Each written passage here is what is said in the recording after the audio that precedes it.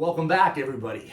World War Whiskey at you with another episode. Tonight we have two very good, potent Japanese style whiskeys.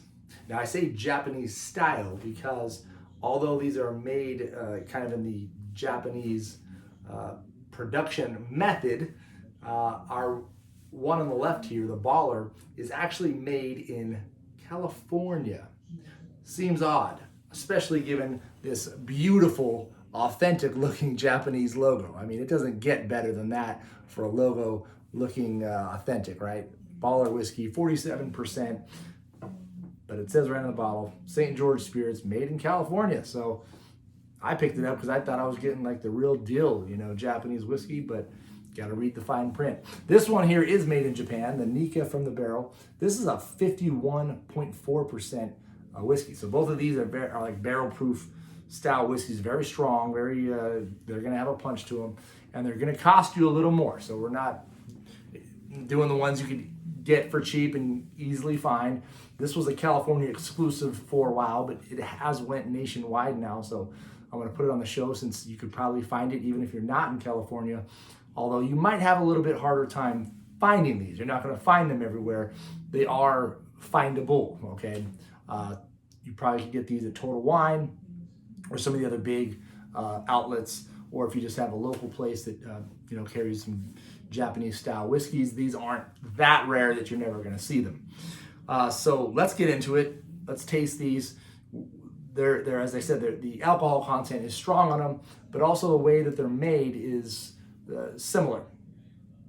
And again, I don't know if I mentioned this, I don't think I did. The price points on these are about $72 and about $75. So, I picked this up. I think it was mismarked. It was like 55 at Bevmo. That can't be right because when I look on the website, it's, I think, going for like 72 and or maybe even more than that. I think it was 72 at Total Wine. So definitely, I don't know how I got it at that price, but I haven't found it anywhere else for under 70. And this is going to run you again 70, 75. So price point's about the same on these. This is a single malt. This is a blend.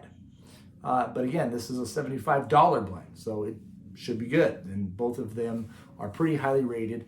The Nikka here is aged in bourbon barrels, as is the Baller.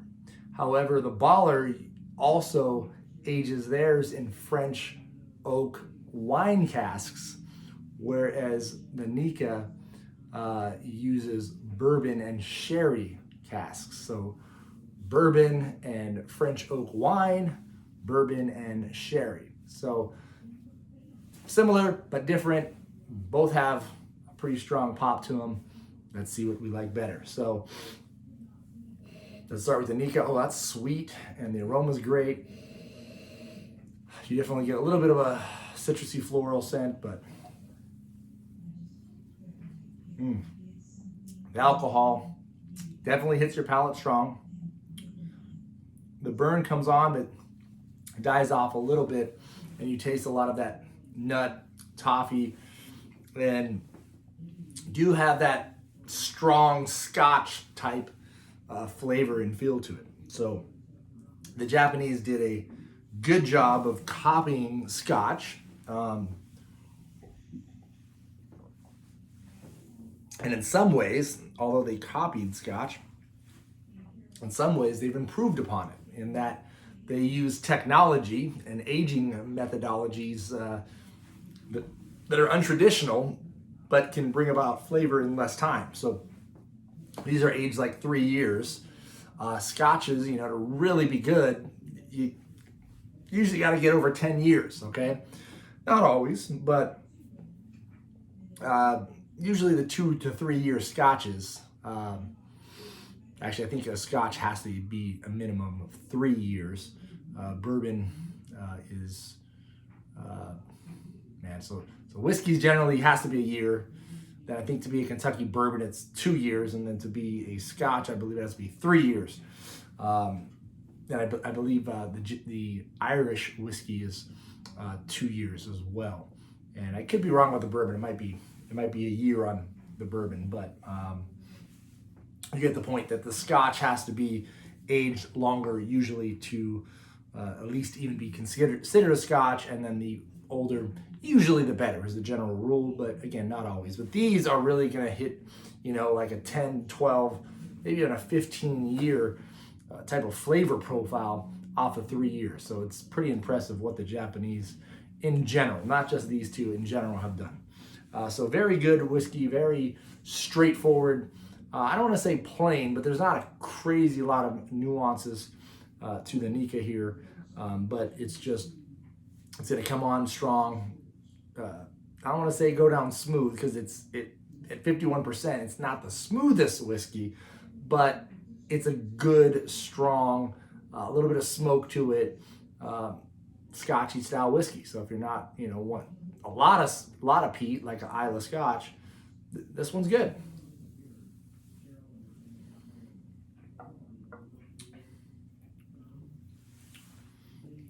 You definitely tell you're drinking something beyond the norm. Has a little bit of a dry kind of a bite to it. Definitely taste, again, that nutty, oaky taste to it. But it's good. It's good. Drink some water there. And flush it before I go to the baller. So this would be, for me, probably like an 89. All right. So let's see the baller now. Oh, wow. I forgot how good that smells. I mean, that is out of this world. You just smell the fruits and the plums and man, that aroma. I would make this into a cologne and wear it. I mean, smell a little bit of alcohol, but this is probably the best whiskey I've ever smelled by far. So not probably, it's just the best whiskey I've ever smelled. See, the taste is good. I mean, I've had it before, and I remember both of these were good, but I don't ever remember just taking time to really inhale it, and it's good.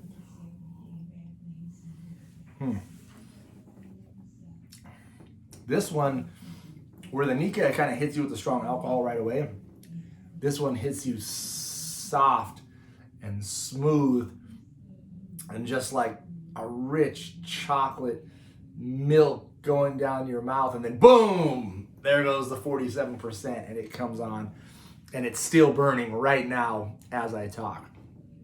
And I did put water in both of these, just a tad, just a little drop, just to open them up, and I would probably add a little more water to both of these, because they definitely have a kick. I don't know if you can tell, I'm almost choking there after the Nikka, because the alcohol content just really hits you hard. But it's not bad. It's not this like cheap whiskey burn. It's just you can tell you're drinking a barrel proof type of whiskey. But the flavor in the baller here, it is out of this world. You taste the plum, a little bit of pear. I don't know. They take this, I remember reading, they take it through a maple charcoal filter. So it's kind of what they do with like Tennessee whiskey. And it does have a little bit of that sweeter flavor to it. Oh, now it's hitting me there. I told you this one has a really weird afterburn. Like it comes on stronger. So that's the only negative thing I'd say about that is it has a really lingering alcohol burn. So add a little bit of water to that and really, really smooth it out. And it will be about as close to a perfect whiskey as you could get for that price point. So the sweetness, the taste, the pop of it, everything's great. This wins it tonight, but hands down. As I said, they're both around that $70 price point, but I would pick this one all day, every day, over the Nikka, which isn't bad. It's not bad at all. If this wasn't available and I had to go with one, Japanese whiskey, I don't think it's terrible or overpriced, but if it was priced about $50, that'd be the right price point for me. For 70, You know, like I don't know that I'd take this over Johnny Walker Green Label. Again, this is a Japanese, and the other one's a Scotch and a blended Scotch. This is a blended Japanese. They're probably pretty close. It's probably preference, but if I can get Johnny Walker Green Label for 50 and this is 70, personally, I'm probably gonna go with the Green Label. Now coming to the Baller. We're not doing a head-to-head, but just from the last episode I did, I definitely would go with the Baller. I would pay the extra $20, $30 for the Baller. That is a phenomenal whiskey. The Californians copied the Japanese to superb degree here, so I got to give it up. I mean, that label's great. I thought it was going to, being it was from California, I didn't know if it would live up to the true Japanese, tradition and make, but fantastic. I'm going to give that one a 95, and it's one of the better whiskeys we've reviewed thus far. So we'll see how far it goes. I think it's going to do well in upcoming episodes. So our winner tonight, Baller Whiskey. If you could find this, be a baller and pick some up. You will not be disappointed. But just add a little bit of water to smooth it out because it does come on strong. But it has a very sweet and almost addictive, I want to drink more, type of flavor that just captivates you. So great job, Baller Whiskey. You won the show tonight and you won my heart. So we'll see you guys next week.